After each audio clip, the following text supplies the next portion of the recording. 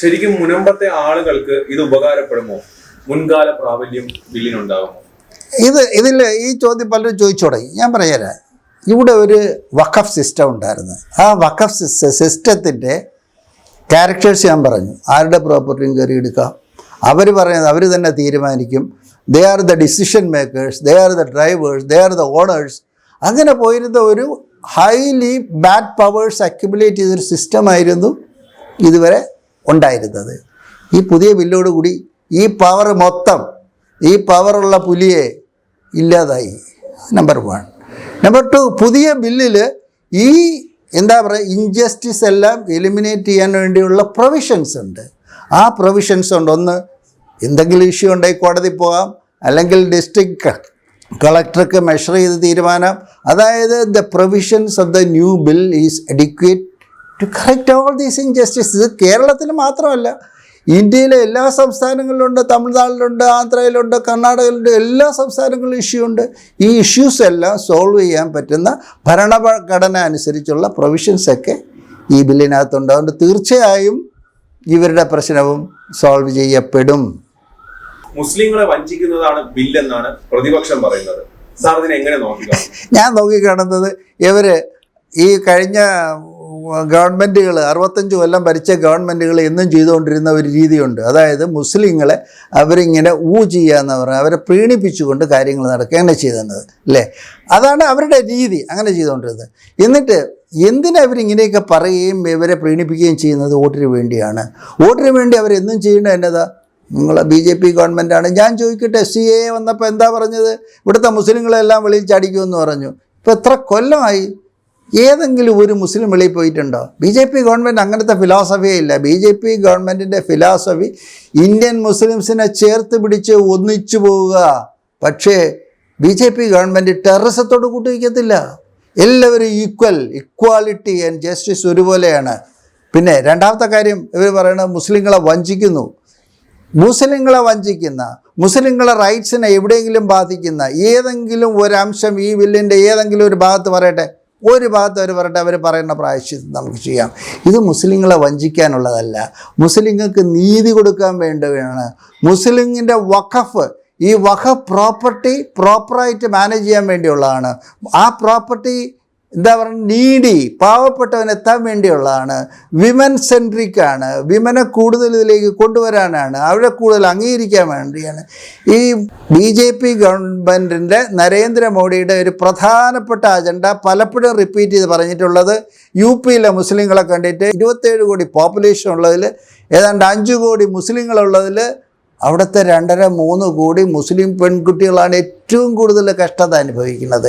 അങ്ങനെ നരേന്ദ്രമോദി UP ബീഹാറിലേക്കുള്ള പാവപ്പെട്ട മുസ്ലിങ്ങളുടെ കഷ്ടം കണ്ടിട്ട്, മുസ്ലിം പെൺകുട്ടികളുടെ കഷ്ടം കണ്ടിട്ട്, മുത്തലാഖ് കണ്ടിട്ട്, വിദ്യാഭ്യാസമില്ലായ്മ കണ്ടിട്ട്, അവരുടെ ഡിഗ്നിറ്റി ഇല്ലാത്ത കണ്ടിട്ട്, അവരെ ചവിട്ടി അരയ്ക്കണ കണ്ടിട്ട് അദ്ദേഹം ഒരു തീരുമാനമെടുത്തു.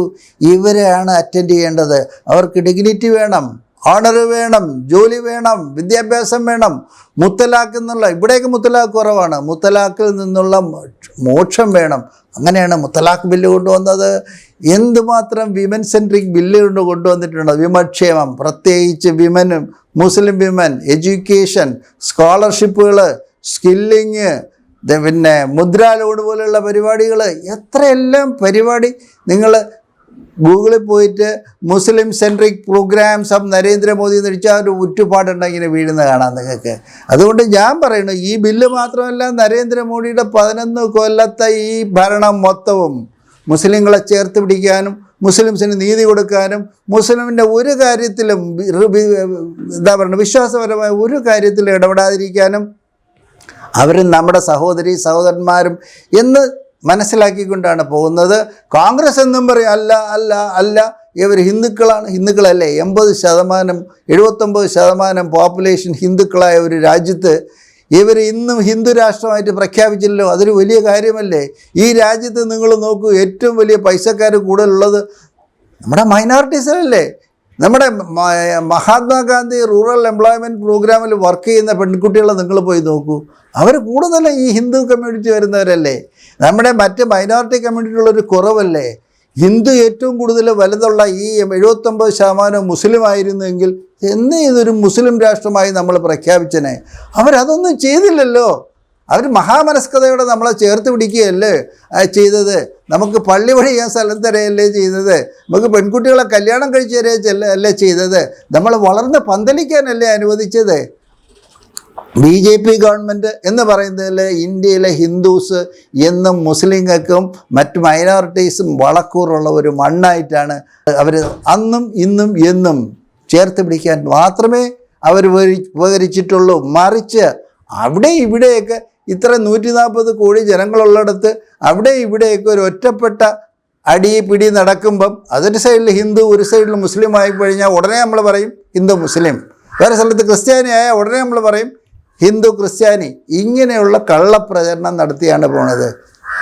എനിക്കൊരു കാര്യം എൻ്റെ മുസ്ലിം സഹോദരങ്ങളോട് പറയാനുള്ളത്, ഇനിയെങ്കിലും നിങ്ങൾ റിയാലിറ്റി മനസ്സിലാക്കൂ.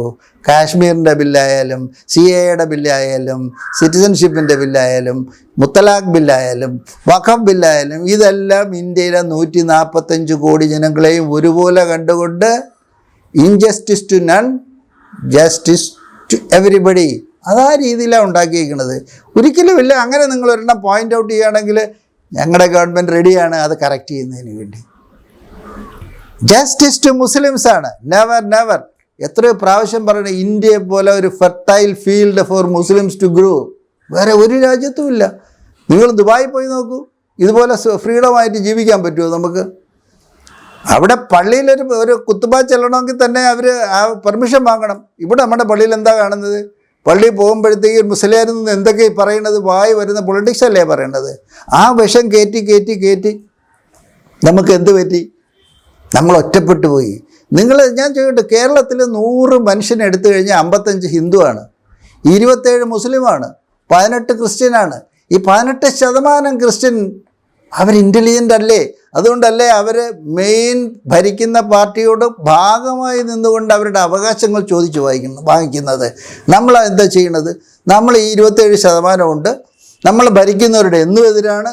എവിടെ നമ്മുടെ ഖുറാനിൽ പറഞ്ഞിരിക്കുന്നത് ഹിന്ദുക്കളെ തൊട്ടുകൂടാ, അല്ലെങ്കിൽ ക്രിസ്ത്യാനിയെ തൊട്ടുകൂടാ? അവരെല്ലാം സഹോദരന്മാരാണെന്ന് പറയുന്നു.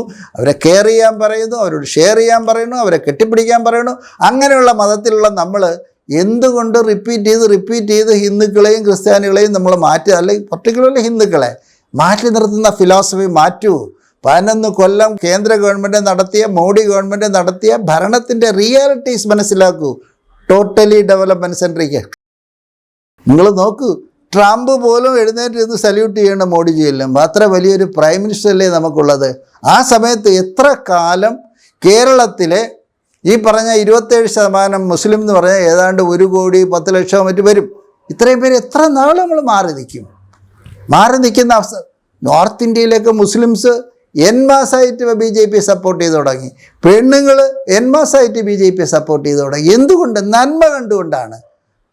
അതുകൊണ്ട് എനിക്ക് നമ്മുടെ മുസ്ലിം സഹോദരങ്ങളോട് പറയാനുള്ളത്, റിയലൈസ് ദ റിയാലിറ്റി. സത്യം എന്ത് സംഭവിക്കുന്നു? മോഡിയെപ്പറ്റി ഈ ഓപ്പോസിഷൻ പരത്തുന്നത് ശരിയാണോ? അല്ല. ഇനിയെങ്കിലും ചിന്തിക്കൂ, ഉണരൂ. അതാണ് എനിക്ക് മുസ്ലിം സഹോദരങ്ങളോട് പറയാനുള്ളത്.